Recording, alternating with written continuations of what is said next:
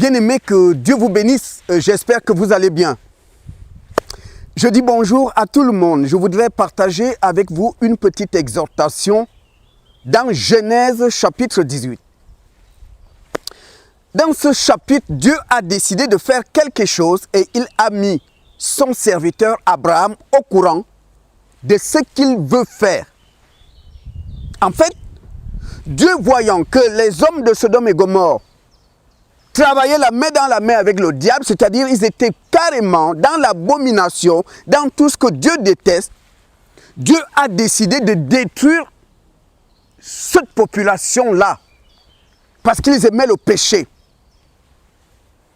À Sodome et Gomorrhe, c'était l'abomination. Les hommes allaient avec les hommes, les femmes avec les femmes. On allait vers les enfants, on couchait avec des animaux, on pratiquait le cultisme, l'idolâtrie, la sorcellerie. Mais ça ne dérangeait personne. Le problème, c'est que ces personnes-là, ces gens-là, ils connaissaient la volonté de Dieu. Ils savaient très bien que Dieu n'était pas content de leur voix. Ils étaient conscients, mais c'est des gens qui avaient choisi. Je vais profiter de la vie, comme je veux. Demain, je vais mourir, mais pour le moment, je vais profiter de la vie. C'était leur choix. Et vous avez aujourd'hui des personnes comme ça. Parmi les membres de nos familles, nos amis et connaissances, des gens qui ont décidé de vivre à fond, de mener leur vie comme ils veulent, parce que pour eux, on ne vit qu'une fois. Quand on est mort, on est mort. Vous avez des athées qui vous disent Dieu n'existe pas. Et c'est ce que nous vivons aujourd'hui. Alors, bien-aimés, pourquoi je vous parle de ça? Parce qu'il y a un frère en Christ qui habite Beauvais. Ils ont perdu un membre de leur famille, leur oncle, qui est mort de ce virus. Et la famille a décidé une veillée mortuaire la nuit de samedi 9 mai. Et le frère m'a dit, homme de Dieu, est-ce que tu peux venir prêcher la parole? Parce qu'il y aura du monde. Je lui ai dit, ça ne me dérange pas. Parce que la Bible dit, prêcher la parole en toute occasion favorable ou non. Et il m'a dit, frère, j'ai aussi une autre demande. Est-ce que tu pourras dire aussi une prière pour l'oncle, pour le repos de son âme? Je lui ai dit, frère, ce n'est pas dans la Bible. Aucun homme de Dieu dans la Bible a fait cette prière. Ce n'est pas biblique. Même si tu vois les gens faire ça, ça n'a aucune validité aux yeux de Dieu. Quand tu es sur terre, c'est là où tu fais ton choix. C'est quand tu vis que tu choisis Jésus pour la vie. Et si tu refuses Jésus, tu as choisi la mort. C'est quand tu es sur terre que tu fais ton choix. Le choix, c'est ici. Le choix, ce n'est pas devant. C'est ici le choix. Jésus a dit annoncer la bonne nouvelle. Pour que celui qui reçoit Jésus reçoit le salut par grâce. La grâce de Dieu.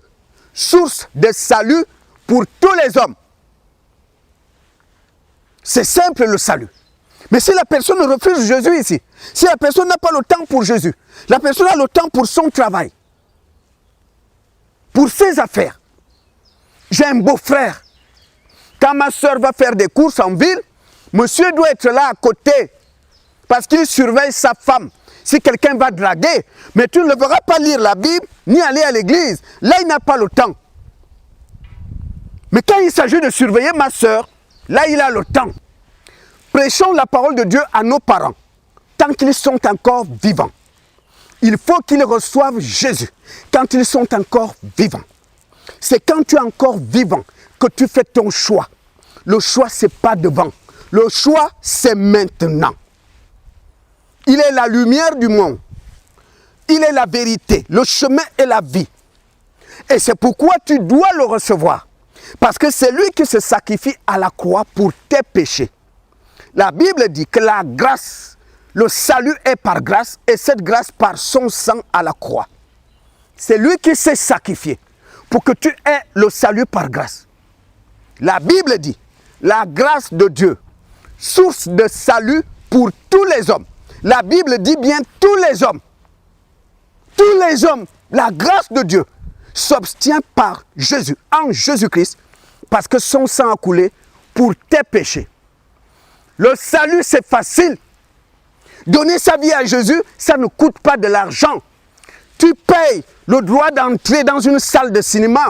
Tu payes le droit d'entrer dans une boîte de nuit. Mais pour le salut en Jésus, c'est gratuit. Et les gens font ça. Ils ont le temps pour les boîtes de nuit. Ils ont le temps pour leur commerce. Ils ont le temps pour aller dans leurs adultères. Dans la cigarette, là, ils ont le temps. Ils ont le temps pour boire. Ils ont le temps pour se balader. Ils ont le temps pour se défouler en boîte de nuit. Là, ils ont le temps. Là, ils ont le temps d'aller voir un marabout.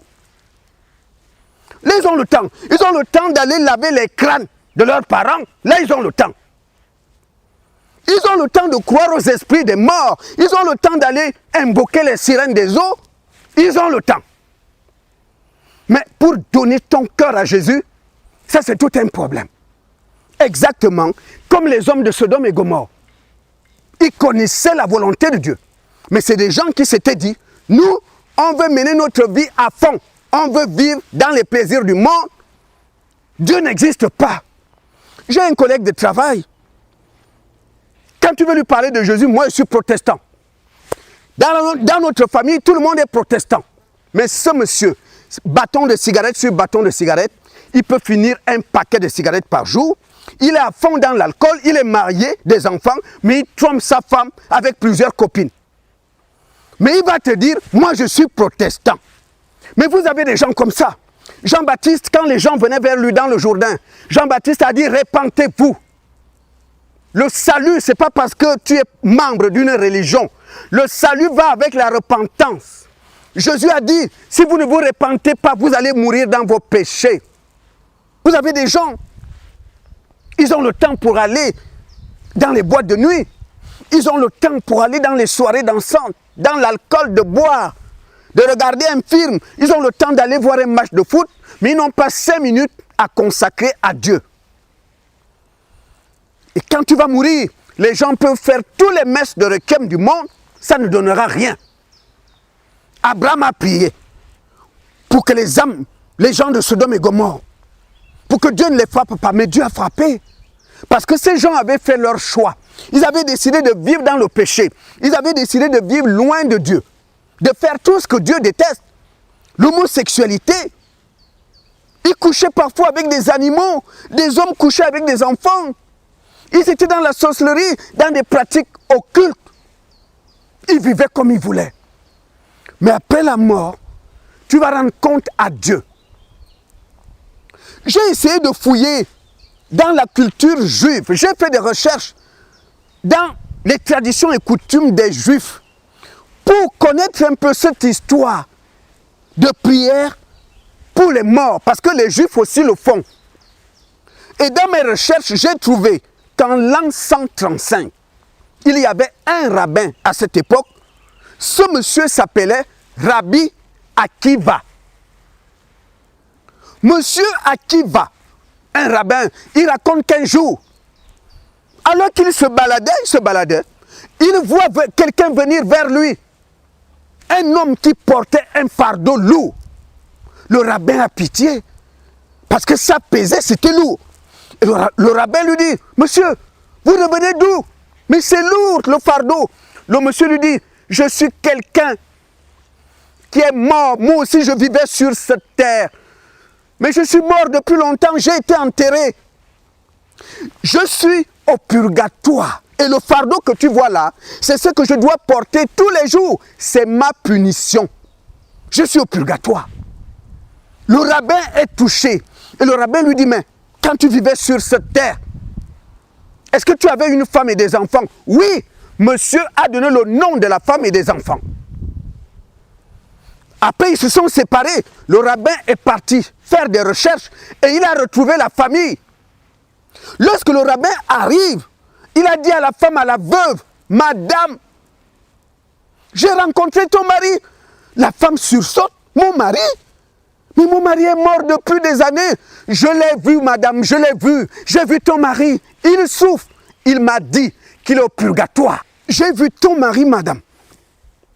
Mais il porte un fardeau lourd. Il m'a dit qu'il souffre, il est au purgatoire. Mais comme je suis un rabbin, je vous donne une prière que vous devez réciter tous les matins. Toi et tes enfants. jusqu'à ce que Dieu délivre ton mari du purgatoire. Le rabbin est parti. La femme est récitée tous les matins. Elle est restée à réciter la prière tous les matins, lui et ses enfants. Quelques semaines après, le rabbin a un rêve, une vision. Et il voit la même personne qui vient lui dire, « Monsieur, merci beaucoup, grâce à vous, va dire à mes parents que ça ne sert plus à rien de réciter les prières. Parce que leurs prières ont été exaucées. Monsieur, je suis venu te dire que grâce à leurs prières, je ne suis plus au purgatoire. Dieu m'a enlevé du purgatoire. Je suis en ce moment dans le royaume de Dieu. Merci, monsieur, merci. C'est grâce à vous. Vous vous rendez compte, enfant de Dieu, que c'est un zombie, l'esprit d'un mort, qui a parlé à un rabbin en l'an 135, qui lui a parlé de l'existence d'un purgatoire. C'est pourquoi vous ne verrez pas dans la Bible le mot purgatoire. Si aujourd'hui les Juifs prient pour le repos des âmes mortes, ça vient de ce rabbin. Mais, monsieur le rabbin, la Bible dit que parfois Satan se déguise en ange de lumière. Qu'est-ce qui te prouve que l'esprit qui t'avait parlé était vraiment le mari de cette dame? Puisque le diable aussi prend des apparences. Satan aussi se déguise même en un ange. Et c'est comme ça que les Juifs, depuis cette époque jusqu'à ce jour, prient pour le repos des âmes de leurs morts, parce que rabbin avait rencontré un zombie, un fantôme, un esprit d'un mort qui lui avait parlé, un revenant. Donc le mot purgatoire sort de la bouche d'un revenant, d'un zombie. C'est pourquoi vous ne trouverez pas ça dans la Bible. Et toutes les religions du monde sont entrées là-dedans. Purgatoire. Je ne comprends pas pourquoi ce rabbin a accepté ça. Pourquoi le rabbin n'a pas dit, mais moi, je suis descendant d'Abraham, d'Isaac et de Jacob. Nous, on ne connaît pas le mot purgatoire. Mais il l'a accepté et c'est rentré dans la coutume juive jusqu'à ce jour. J'ai l'habitude de dire à mes amis et connaissances que vous, si vous apprenez que Jésus-Christ m'a pris, venez à la maison, prenez mon corps, jetez-le dans une décharge publique. Ou bien, vous faites un trou, vous me mettez dedans. Ne perdez pas votre argent.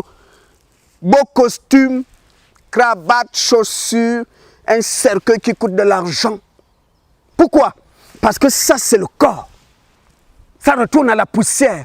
C'est pourquoi un jeune homme qui est dans le deuil, on amène le corps de son père au cimetière pour l'enterrer. Et Jésus passe par là. Il dit, jeune homme, viens, allons, allons.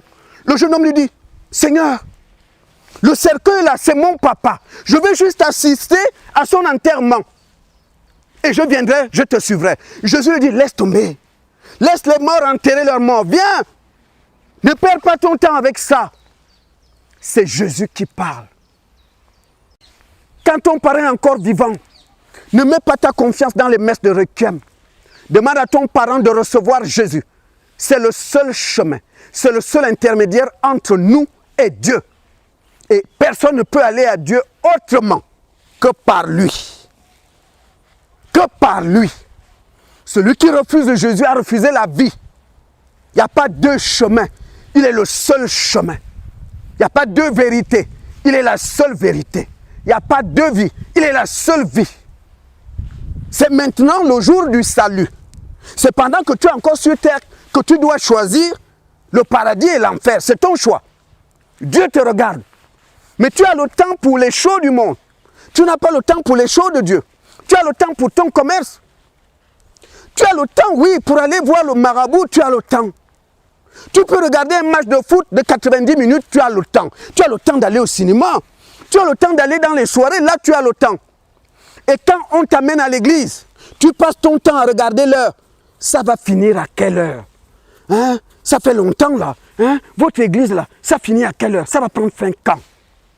Dieu t'entend et Dieu écoute ce que tu dis. Tu vas rendre compte devant.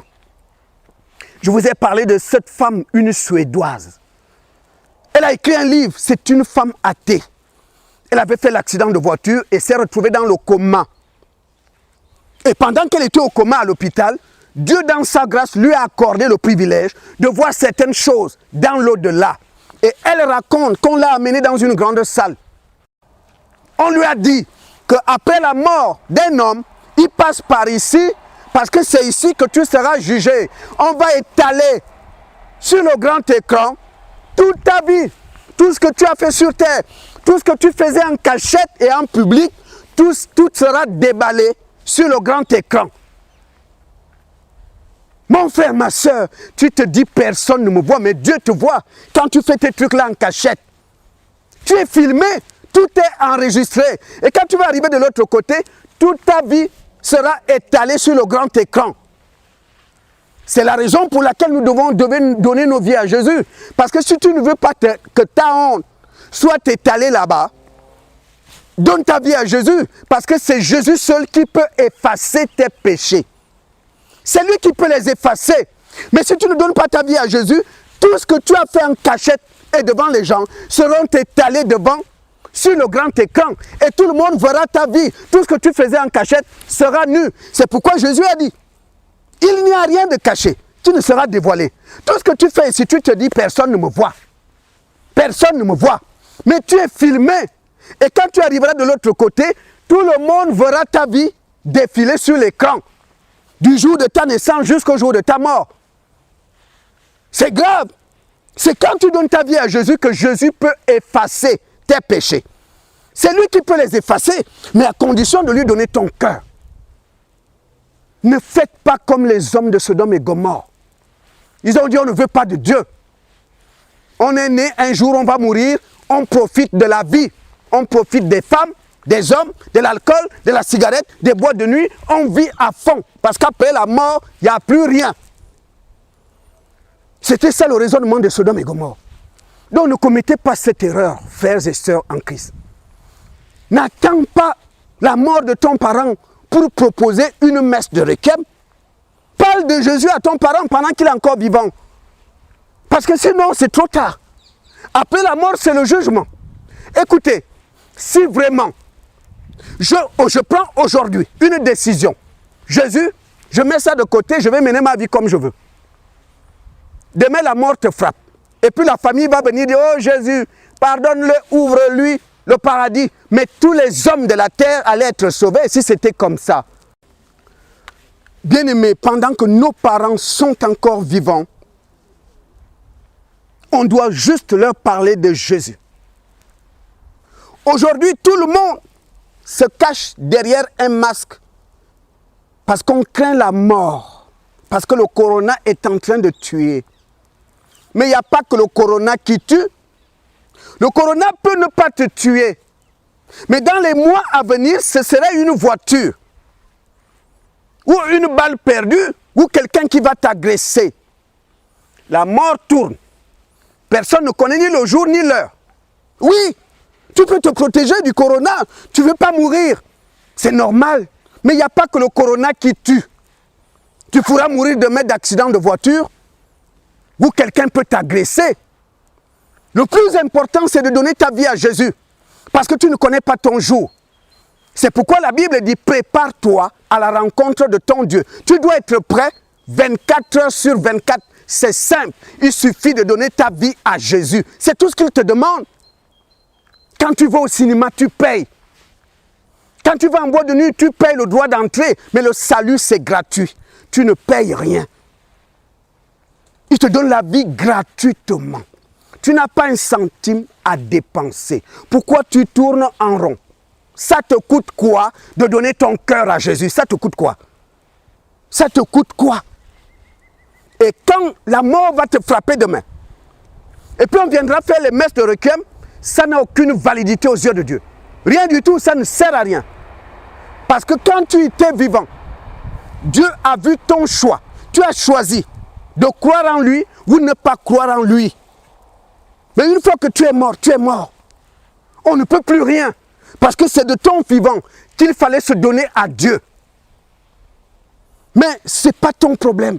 Tu as ton cœur ailleurs. Tu as ton cœur sur l'argent, sur le commerce, sur les femmes, sur les boîtes de nuit, sur les nouvelles voitures, sur la mode, sur les plaisirs de la chair.